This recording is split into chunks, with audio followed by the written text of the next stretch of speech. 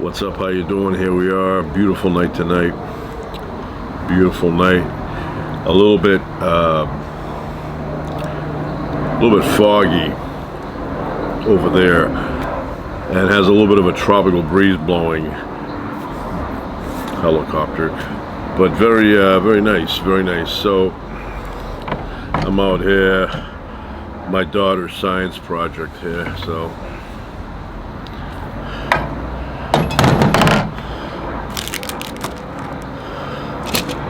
I'm a big fan of taxis. Look at that. I have a good friend, he's a cab driver, Charlie DiGiovanni.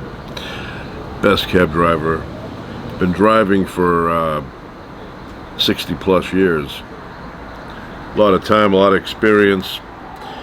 I don't know how many miles. I remember one time he was telling me he's like one of the highest, I don't know who keeps track of mileage, but he's got the highest mileage of any known cab driver, or one of the highest. I think he's the highest.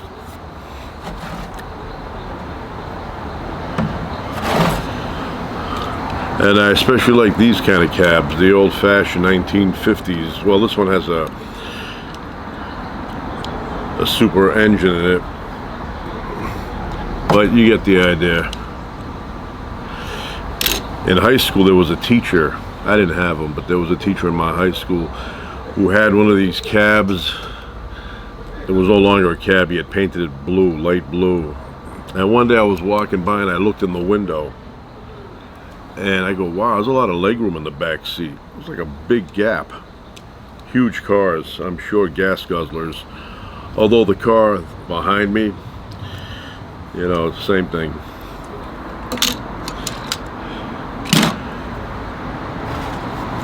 So I have a few items here I'm going to discuss.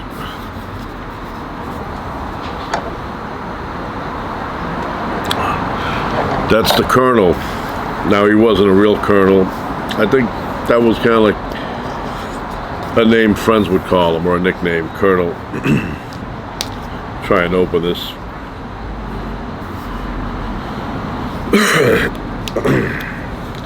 Need like a knife. Or a screwdriver.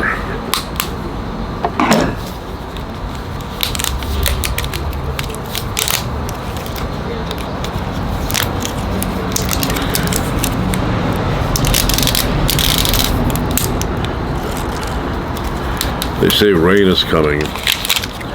Let it come. I'll be inside. So how do you open this thing? It's like,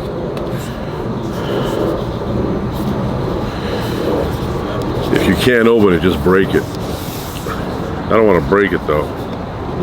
There's another layer. Yeah, there's another layer.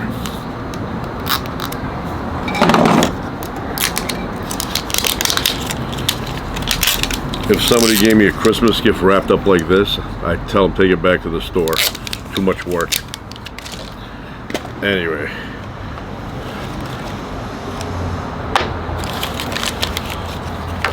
Wow. Let's see.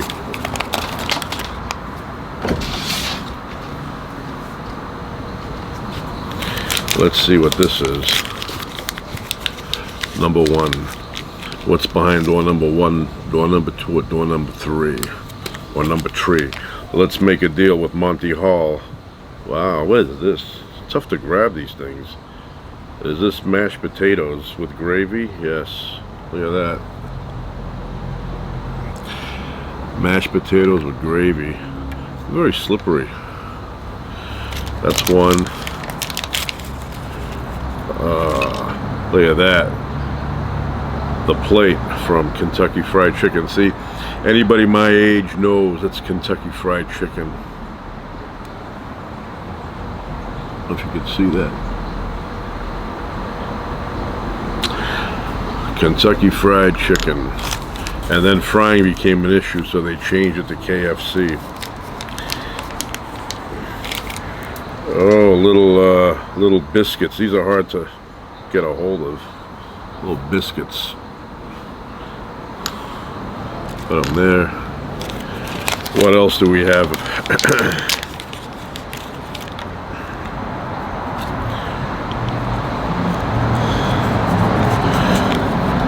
This one comes with instructions. I don't know what that is. Oh, I guess this is like what is it, chicken pot pie or something? You can take the top layer off and see inside. Ulexi, come inside, Mr. Miyagi. So I've never had that in real life. I don't know where that comes from. No, the top comes off. Oh, I see what that is. That's peas, carrots, or potatoes or something, but it's all in there. I don't think I'd focus in there, but what else we have here? Too small, Oh yeah. KFC bucket. That is cool. That is cool. Look at that. Wow, can you see it there? And then you have the top.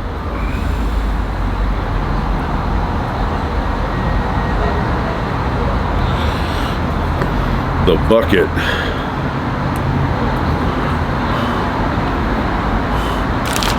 Any more? Right here.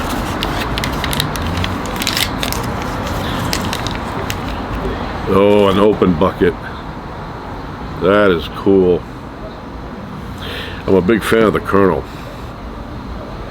Colonel Sanders. Not Bernie Sanders, Colonel.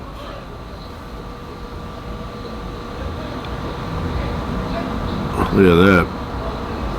The bucket. What a cool little thing. That's it. And then we have mini stickers.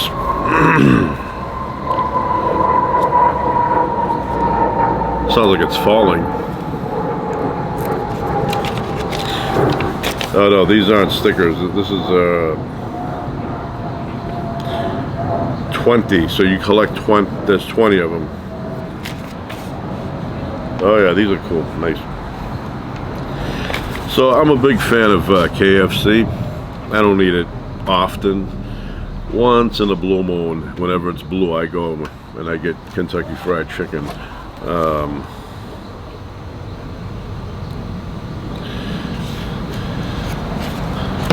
So I'll tell you this about KFC. It always brings back memories to me. When I was a kid, KID, we'd go to Maine, and I loved Maine. I loved Maine, and we'd stay overnight, and my father would always tell me a few days ahead of time, like Tuesday, Wednesday, he would say, so Friday we're gonna leave for Maine, be ready.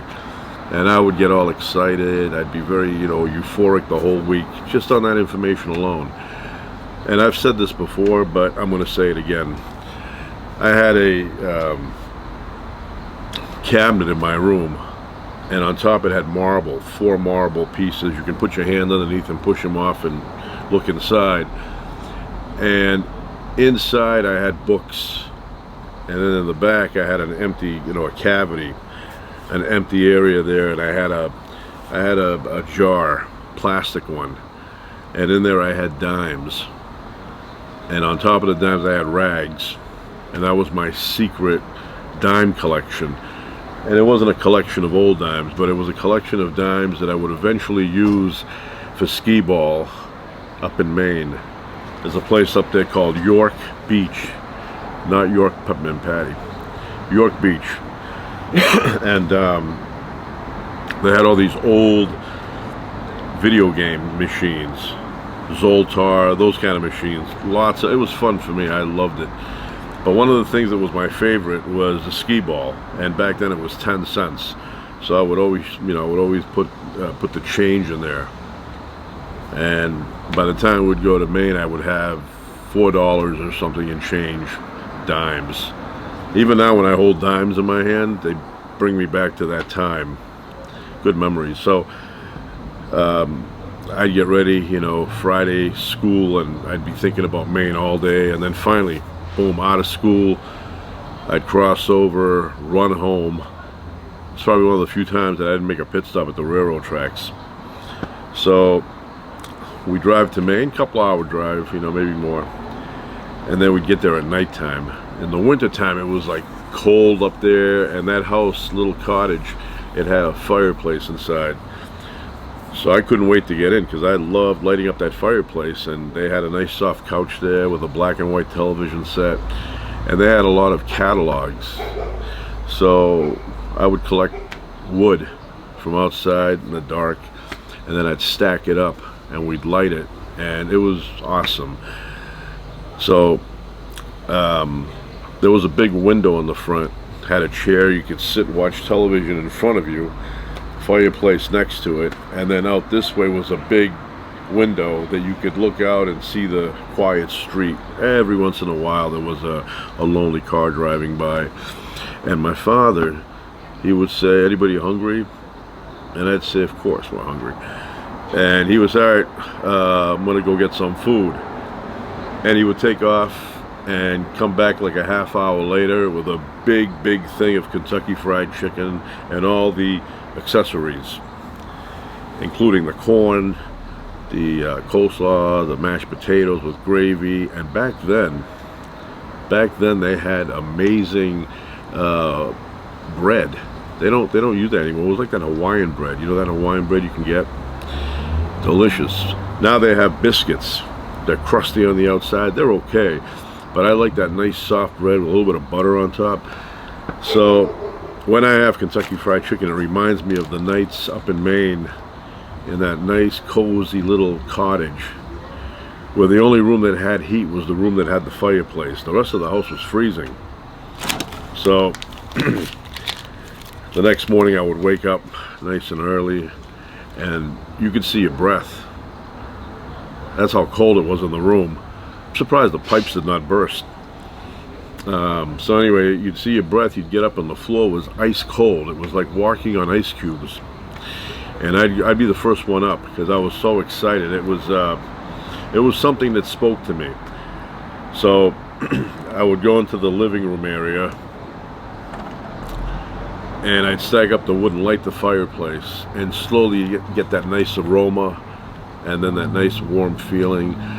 But there was no heat in that house besides the fireplace.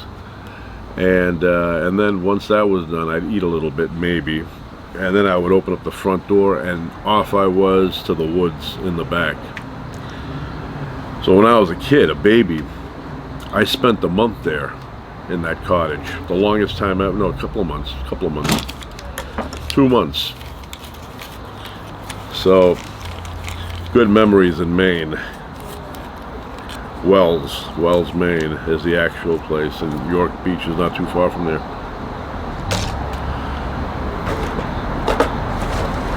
So I have another item. Look at that.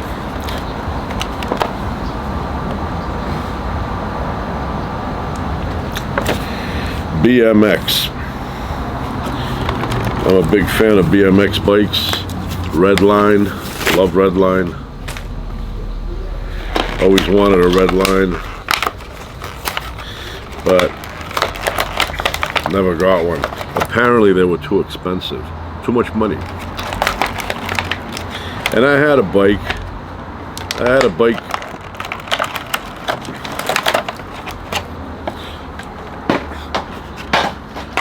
All right, let me make some room here. Loosen this up.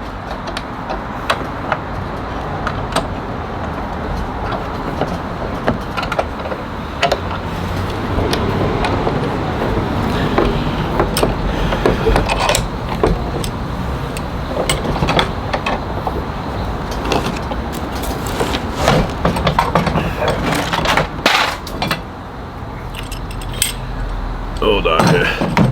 Got some big vice grips.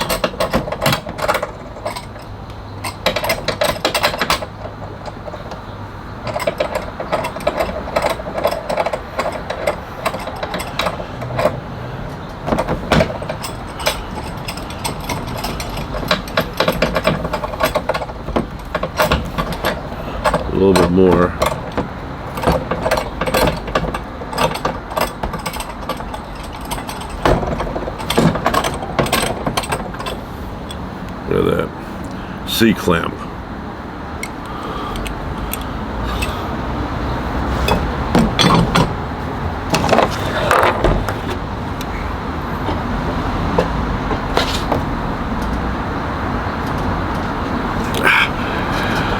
So that's a BMX bike.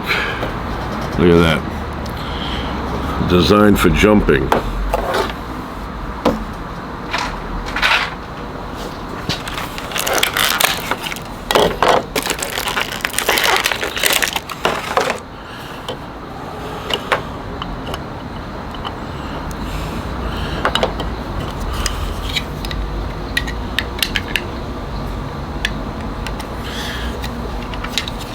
Well, I guess this goes this way.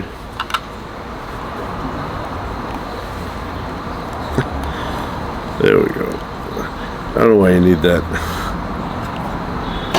I don't need the railing. That's cheating. I mean, maybe it has a dual purpose. I don't know. It would help if I read the directions. But anyway, so I used to jump my bike. My bike was a Ross Apollo 5-speed chopper bike. Had the handlebars up here.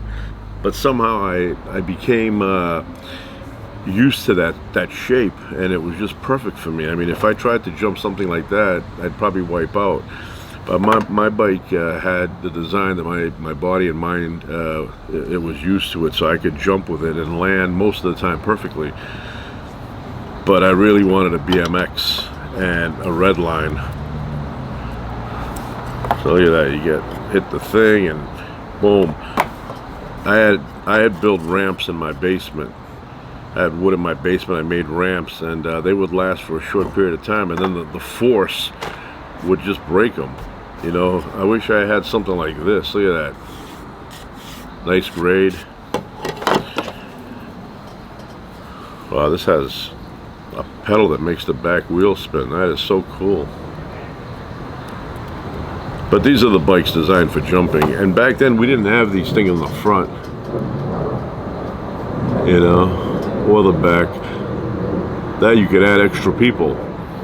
You can put a bunch of people on, you know, get a guy in the front sitting on the handlebars, you sitting here, and somebody in the back. You pick up speed. Yeah, I used to love jumping.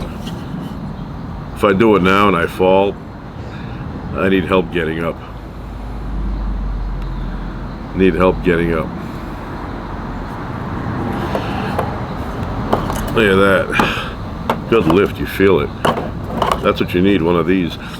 But back then we would jump off of anything. Stairs, anything that looked like a ramp, the corner of the granite leading into your driveway. If you hit that just right, you can get lift.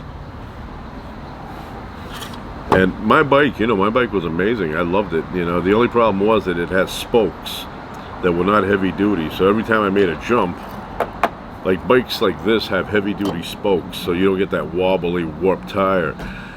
But when I would jump and I would land after, you know, I don't know, a month or two of jumping all the time, the back tire would wobble. You'd loosen the spokes up. And I saw the guy doing it one time. I brought my bike in there, and he had a little, like a, I don't know, it's like a wrench thing, and he would tighten the spokes, but he would spin it and he would see where the wheel was off and tighten. Well, I bought one of those things and I tightened everything up, and I made the tire even more wobbly. Then I made it so wobbly that it was hitting the brakes. So I still see these, and I want to get one just to have it hanging on the wall in the living room. Look at that. Beautiful lift. You feel it though. You know, on that. Yes, BMX. And now, I love puzzles.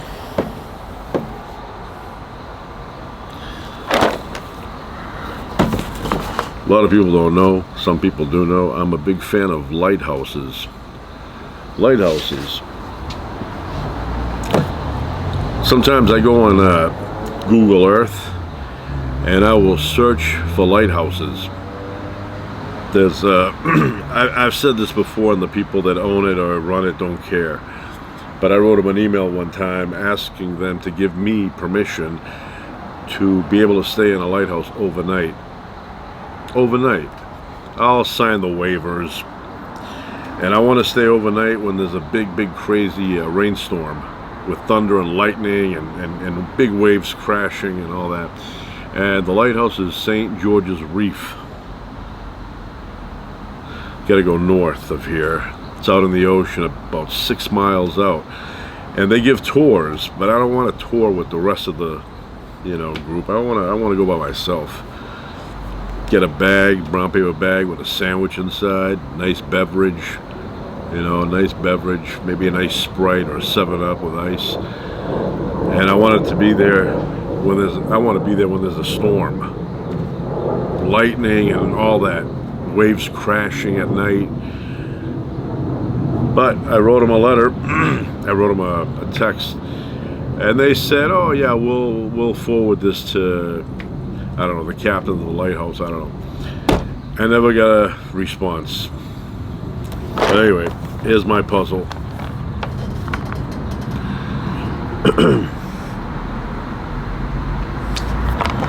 It's not hard. 300 large pieces. I don't want to open it and lose a piece, but I almost want to open it just to look at it.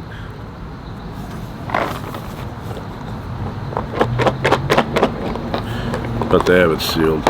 Anyway, I'll be doing that shortly. I used to do puzzles all the time, but not 300. I used to do like 1,500, 2,000, be little microscopic pieces. When I was a kid, we were down the Cape Cod, Massachusetts, not too far from Hyannis. People know where Hyannis is because of the Kennedys. So we were staying in a cottage there, and I went to a local store, and I walked inside. First thing I noticed was it was like a round container with a pull-off cap, and it was a puzzle of the $6 Million Man busting down a brick wall. And I said, I got to get that. So I got it, and I put it all together, and out of the pieces that I had, one piece was missing. And I said, oh, that's so annoying. So I went and got another brick $6 Million Man puzzle, and I searched for the piece, but you know what the problem was? They don't cut every single one with the same outline. So some puzzle pieces have the same picture but a different cutout. Well, the one I bought did not match any piece to that spot.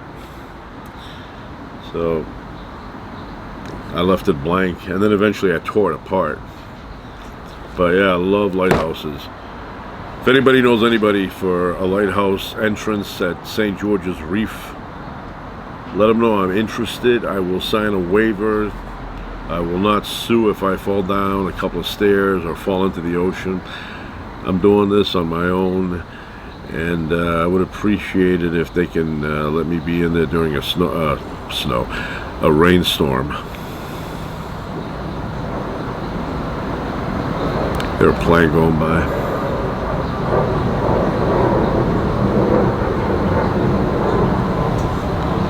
Way up there.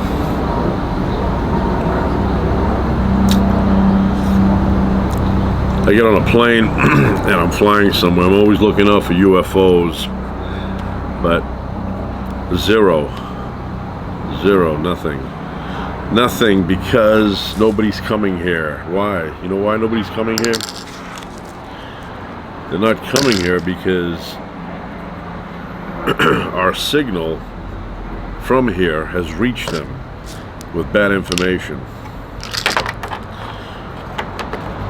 They've seen movies of ours, like stupid Star Wars and Star Trek and other movies that are filmed supposedly in outer space with all these advanced weapons, but they don't know they're movies. They think they're real.